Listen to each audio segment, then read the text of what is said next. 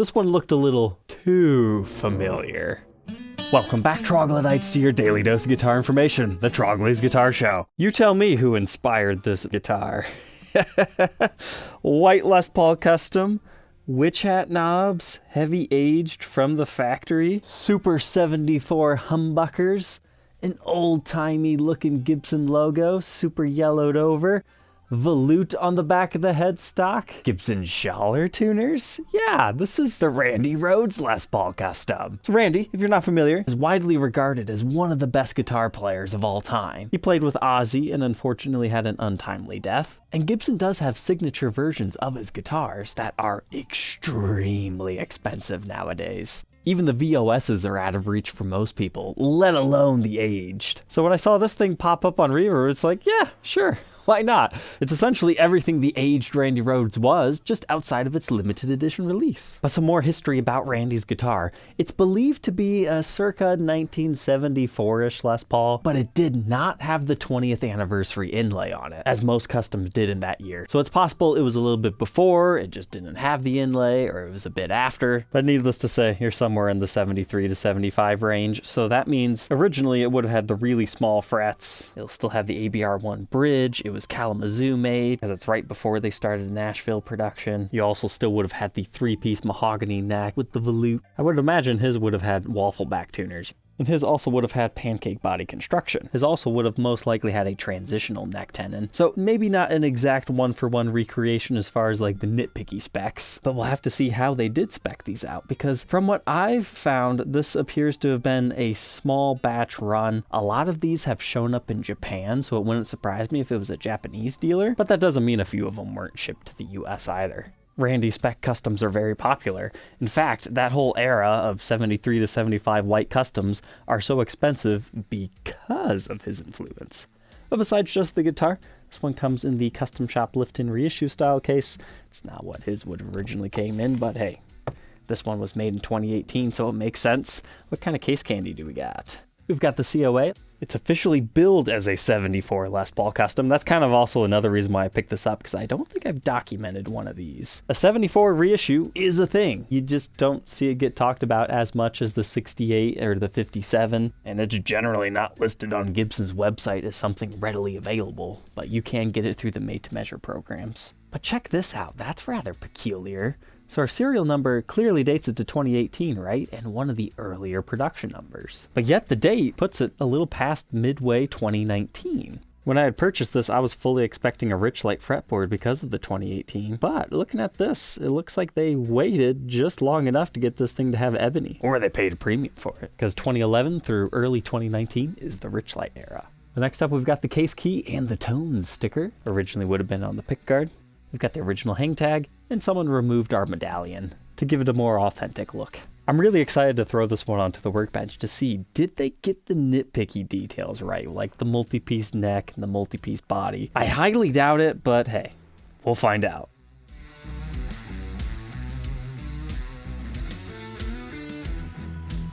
Inside our 74 reissue. So if you wanted to further make this Randy specs, you need to get a brass poker chip, have a trophy shop engrave Randy Rhoads right here, and get yourself some golden speed knobs instead of the witch hats. And then drill yourself some extra holes on the back of the headstock for his replaced tuners. But for the rest of this episode, let's judge it based on a 74. So I already told you earlier, we have a pickup set called the Super 74 pickups. This is one that you don't see too often. They're basically underwound custom buckers, but they're made to mimic the original T-tops that they were using in this era. Another model that utilizes these is the SG Bohemian series, and I'm personally a big fan of them. I think they sound pretty good. But as part of the aging process, they've dulled down the gold hardware quite significantly.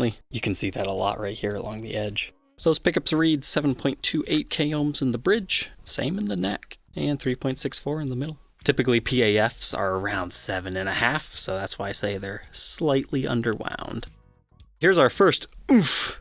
Yeah, you don't have a transitional neck tenon in here, but I didn't really expect it to. And we do not have the multi-layer pancake body, because you'd be able to see one of those layers right here. And that's part of the reason why you don't see 74 reissues too often, because they have rather undesirable specs as far as Gibson history is concerned. Like, they have the 3-piece maple tops, but unfortunately have no way to verify or deny. They've got that pancake body, multi-piece neck, as we were talking earlier. Now, despite everything I said, sometimes you will find non-white colors, like this wine red one, which proves that typically this model will have a 3-piece top and a 3-piece neck. However, there's no way to personally verify it on this particular one. And it's not that these are bad guitars, it's just sometimes you'll start to see the seam line show, as is visible on this one. But the biggest factor is the fact that these aren't all that expensive, relatively. Like, look at a real 68 Custom. That's going to run you at least between $10,000 and $20,000. And a true 57, good luck, you're probably in the neighborhood of nearly $40,000 plus. Whereas a true 74, you're in that $5,000 plus or minus $2,500 range, depending on condition, originality, etc. So when the reissue is going to cost more than an original,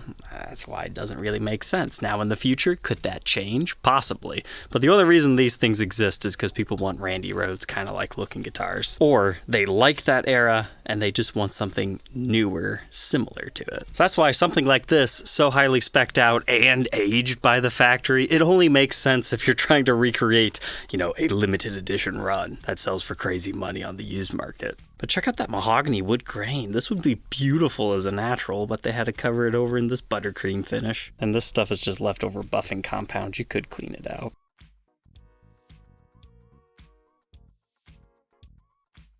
Thankfully, they at least got the true ABR1 bridge right. So that's why you would still pay a premium to have a 74 reissue over like a regular Les Paul Custom of today, if you appreciate having the ABR1 over the Nashville. Then the reissues are coming with a lightweight aluminum tailpiece. Something else that'll be different here is this appears to have the more 50s style top carve to it, whereas the 70s ones, they don't have no top at all, but they're not quite as exaggerated. That's something that's hard to show on camera. Now we can take a second to appreciate the aging job. So this is not Murphy Labs. This is before they had introduced that and changed the way that they checked their instruments. This is definitely just in-house aging. You can always tell because it just has a very distinct look. It's repeated multiple times, the Y pattern shape. To the untrained eye, I honestly don't think this one's that bad, but you can tell it's a relic job. What I do like is even though this was likely razor blade technique, sometimes they can go too deep and then it just feels like somebody gouged your top. This actually feels correct. You don't feel the lines until you run your nails along it. Otherwise, it's actually fairly smooth. And they've got the tasteful dings in all your usual locations. I have no way to tell if that's factory or afterwards. I would assume factory, because this was collector owned. I think he said he had bought it from a collector. This thing has lived on a stand, which we'll see in a minute. We've got our cool witch hat knobs, dual volume, dual tone. The font is way off as compared to an original 70s, but hey, close enough. And also, the original knobs have more of a skirt to them. It's not a flat bottom, it's rounded. Whereas these are more so just flat towards the bottom. But once again, the reason why, Gibson hasn't really made a very good recreation of a 74 comes down to it's more expensive than the original. Why take the time to get the nitty-gritty detailed specs? But maybe one day we'll see it, because after the Mike Ness Deluxe came out, they have a 70s Deluxe in the custom shop now that has the true pancake body. At least the visible layer. They didn't do the one hidden, but maybe one day. Here's a look at the pickguard. It's got some scratches. Not sure if that was aging or somebody playing though. Now we can move on from our mahogany body with maple top to our mahogany neck. Unfortunately, I have no way to verify the number of pieces, and this looks ebony to me. So here's another reason why you'll never see the true 74 specs. These are actually pretty big modern frets. Here's a look at the original. They're not fretless wonders. They're not the same as the 50s frets. They are rather skinny. They have a little bit of height to them, but most people find them rather uncomfortable to play. They will refret these guitars. So take another good look. I think you can see what I'm talking about, how much wider they are and taller. For the style of licks somebody would want to play on here, it makes total sense. And come to think of it, even on the true 54s, I don't think they do the fretless wonder frets today. I did notice an issue here though. There is a small fret nib gap between this one and that one. So if you're doing a pull off, the string can kind of slightly get caught, but thankfully you don't normally do bends and pull offs in that area. Fret nib gaps up here are much more detrimental, but thankfully we don't have any of that. but it measures 1.7 at the nut, 2.08 at the 12th, 0.82 first fret neck depth, and 0.99 by the 12th. Here's that neck profile at the 1st fret and 12th fret. I think it's a little bit wider in neck profile here, but as far as being a C shape that gets slightly chunkier as you go up, it's about there. Now our headstock. I love the way that they do these. So here's a look at the Recreation 70s Gibson logo that they tend to use on pretty much all 70s, even though that they are slightly different. So this one has no dot for the I. And notice the devil pitchfork things on the S. Maybe not exactly the same, but close enough. I'd argue the custom emblem has more differences to it. Lots of finish checking on the head of this one as well. That's how the truss rod was set from the factory. Couple threads showing. And check this out, historic style beveled edge truss rod cover. Not correct, but the mid-70s ones are slightly different from like the modern day, so this was the better of the two evils, outside of developing something new. But the nut is not the right material. That seems to be man-made. Maybe nylon? I'm not sure. Might be Corian. But to be era correct, it needs to be a bone nut, which is easy enough to have a luthier put on. Now the back actually had some fun surprises. Control cavity actually looks fairly similar to an original. They even got the reissue capacitors, which is sweet. And look, we've got the small circular style route, because this was, pre-CNC machines routing all the cavities in them. It's just a long drill run. This cavity's actually pretty convincing. They did a nice job on that. Now, on the handful of these lightly aged 74 white customs that I've seen show up, A, this is the heaviest aged one I've seen so far, and B, they all seem to have this weird 6-dot marking on it. It just must be in one of their aging templates. Reminds me of Registeel. But we've got the finish checking all around the edges as well. They've got the thin binding in the cutaway, which is correct for one of these. They even have a plastic output jack plate. I'm impressed on that, however, it's 3-ply instead of single-ply. They aged our neck just a little bit right there, emulating somebody doing all their solos. And we've got all the finish checking back here as well. Now, you might have seen, did somebody kiss this guitar? What's going on here with these red marks? That's stand rash. Somebody put it on a non-nitro safe stand, and thankfully instead of burning it, it just turned red. Although hard to see, you can see quite a few stand rashes along the bottom edge. It's just not quite as extreme. I do not think that was part of the aging process. They can also see a few marks right there too. But here's our tuners. It's the Gibson branded Schallers. Gibson started to use this, around 1975. Can you find a late 74 with them? Yeah, but typically it would be the waffle backs. However, Randy's is famous for swapping those out for the later Schallers. So that's why many of these get this style tuner. And it's honestly my favorite set of tuners. They stand the test of time, at least the old ones did. But I'm really happy with this. Most custom shop guitars do not get branded made in USA like this. That is specifically to emulate the originals. It even has the same 6-digit serial number, although it's a little bit different. And you've got the correct orientation of made in USA, because that's before they had to differentiate between the two factories. But we've got some aging to the top of the headstock too. So overall, from the outside, they did everything right. As far as the nitty-gritty detail specs underneath the paint, who's really gonna care? But how much does it weigh? That's fairly accurate, 9 pounds, 11.5 ounces. Usually you'll be somewhere in that 10-pound range on the vintage originals. I would assume this matches it with no weight relief, but there's no real good way to know without an X-ray. So let's go ahead and plug it in and hear how these Super 74 pickups sound.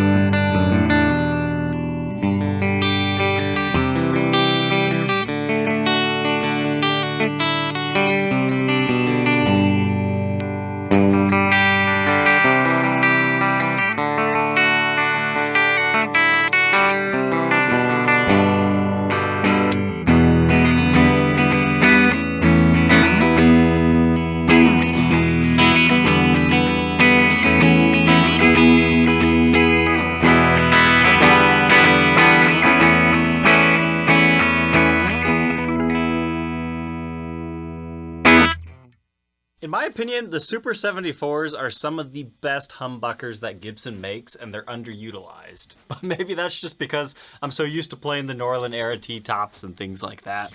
I just love them.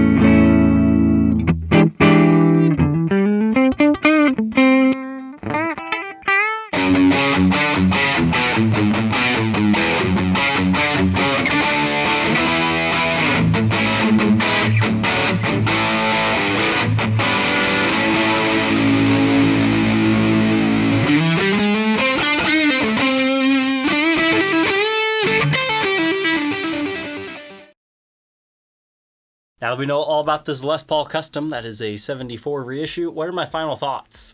Now, I hate to say it, but in my opinion, the 74 reissues are better than the originals in their stock format. The neck, after playing these two together, it's significantly more rounded on the reissue, and I actually prefer that, but if you like smaller necks, you might enjoy this. But it's just the fret size. This is great for more modern stuff, but I bet jazz guys like these a little bit better. There's truly something magical about Super 74 pickups. Nothing against the original T-tops. They're good in their own right and sound fantastic too. But it's just a weird conundrum that these fall in because they're so expensive in comparison to the original, but you have to remember they have some modern amenities to them that make them just a tad bit better. So if you ever see a 74 reissue, go ahead and give it a try. I had pretty high hopes going into this review for this guitar, but it exceeded all expectations. So, I mean, even if you're not a fan of the aging job, I am still a fan of this guitar. But if you're curious about that 73 we were looking at, don't worry, we'll review him another day, and he still needs a little bit of a setup yet too. But all right, Troglodytes, don't forget to like, comment, and subscribe. If you're interested in being the next owner of this one, you can find it for sale on my website, troglysguitarshow.com, and we'll catch you tomorrow on the next one. Take care.